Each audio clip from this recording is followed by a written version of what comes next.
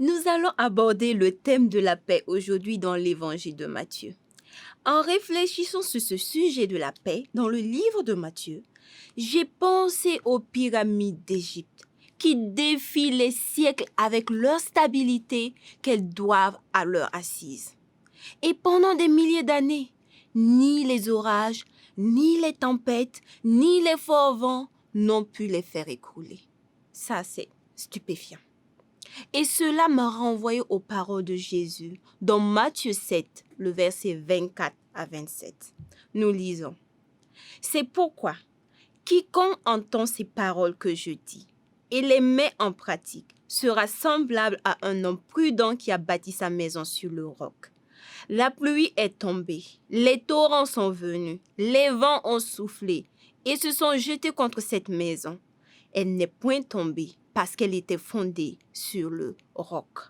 Mais quiconque entend ces paroles que je dis et ne les met pas en pratique sera semblable à un homme insensé qui a bâti sa maison sur le sable. La pluie est tombée, les torrents sont venus, les vents ont soufflé et ont battu cette maison.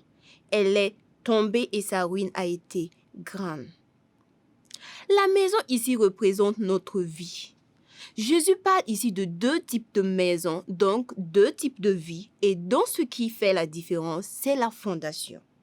Et la pluie, les torrents, le vent représentent les problèmes, les situations difficiles de la vie, les temps de trouble, les choses dont nous n'avons aucun contrôle et qui nous volent notre paix. Jésus, dans ses propos ici, nous montre que la vie chrétienne n'est pas une vie exempte de difficultés, comme certaines le pensent. Surtout que nous vivons dans un monde marqué par la fragilité et l'instabilité. Mais en évoquant cela, il nous montre aussi qu'il est possible de rester inébranlable, stable, dans une paix parfaite devant les intempéries de la vie. Notre vie est comparée à une maison et la stabilité d'une maison dépend de la qualité de sa fondation.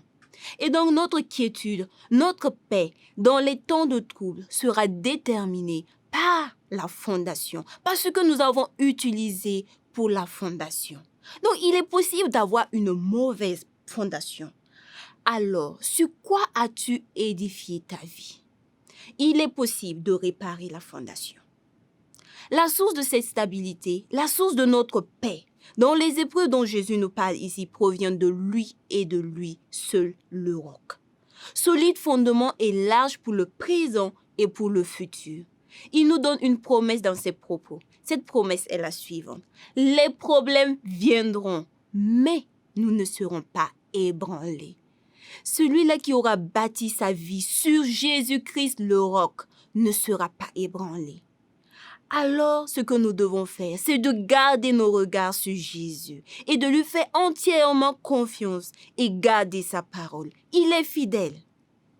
Car nombreux sont ceux dont leur bonheur dépend d'un attachement aux choses terrestres, les pensées et les raisonnements des hommes, et puis un jour, tout s'effondre. Bâtir sa vie sur le sable, c'est-à-dire les choses éphémères de la vie, ne nous expose qu'à une chute, à une paix inconstante. Mais Jésus, il peut nous garder dans une paix parfaite dans les moments difficiles. Lui, le roc, il est le prince de la paix et il nous donne sa paix pour rester inébranlable. Nous lisons Philippiens 4, le verset 6 à 7. Ne vous inquiétez de rien, mais en toute chose, faites connaître vos besoins à Dieu par des prières et des supplications, avec des actions de grâce, et la paix de Dieu, qui surpasse toute intelligence, gardera vos cœurs et vos pensées en Jésus-Christ. Quelle merveille! Alors, quelle est ta fondation?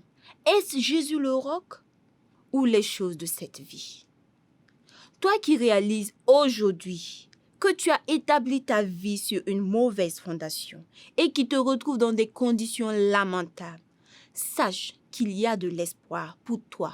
Considère la grandeur de l'amour de celui qui n'a pas hésité à sacrifier celui qui lui était cher pour te donner cette assurance de stabilité, pour te donner cette paix.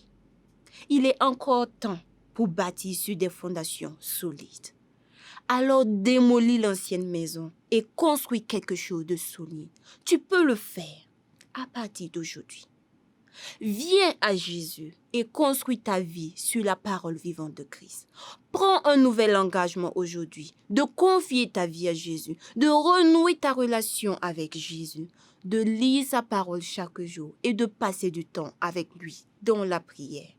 Mets ta confiance totale en Christ, car Christ le roc est bien plus stable que les pyramides d'Égypte.